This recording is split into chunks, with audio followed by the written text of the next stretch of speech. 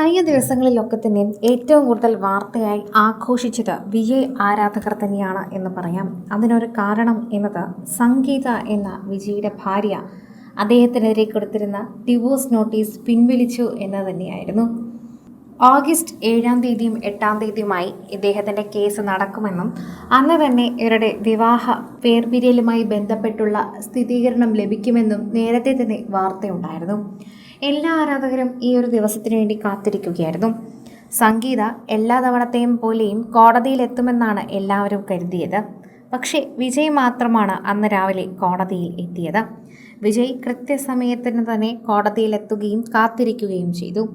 അപ്പോൾ കേസ് വിളിക്കുകയും കേസിന് മുമ്പായി തന്നെ ജഡ്ജിയെ സംഗീത വീഡിയോ കോൾ വഴി മൊഴി നൽകി ഡിവോഴ്സ് പിൻവലിക്കുന്നുവെന്ന് അറിയിക്കുകയും ചെയ്തു. ഇതാണ് വിവിധ മാധ്യമങ്ങൾ റിപ്പോർട്ട് ചെയ്യുന്ന ഒരു വാർത്ത. വിജയ് അവരുടെ ആവശ്യപ്രകാരം തന്നെ കോടതിയിലേക്ക് എത്തിയിരുന്നു. സംഗീത നേരത്തെ ഇക്കാര്യം വിജയെ അറിയിച്ചിരുന്നെങ്കിൽ ഒരുപക്ഷെ ശരിക്കും പറഞ്ഞു കഴിഞ്ഞാൽ വിജയ് കോടതിയിലെത്തില്ലായിരിക്കാം.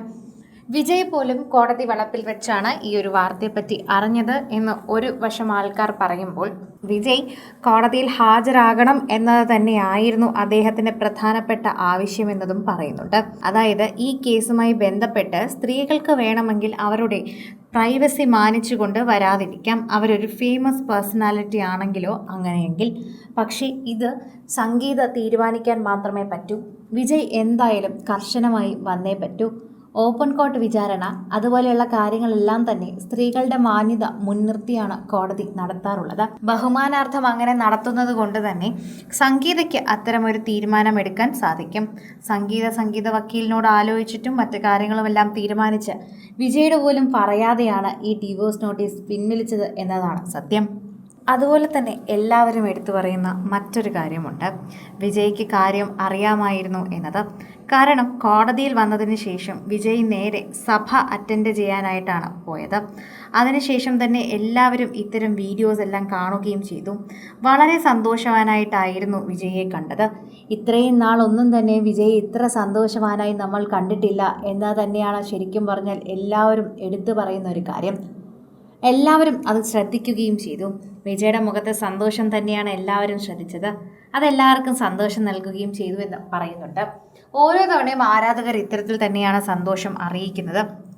പ്രേക്ഷകരെല്ലാവരും അവരുടെ വാക്കുകൾ അനുസരിച്ച് തന്നെ അത് കേൾക്കുകയും ചെയ്യുന്നു എന്ന് നമുക്ക് കൂട്ടിച്ചേർക്കാൻ സാധിക്കുന്നുണ്ട്. ഓരോ തവണയും പ്രേക്ഷകർ വളരെയധികം സ്നേഹത്തോടെ തന്നെ ഏറ്റെടുക്കുന്നു എന്നുകൂടി നമുക്ക് പറയാൻ സാധിക്കും.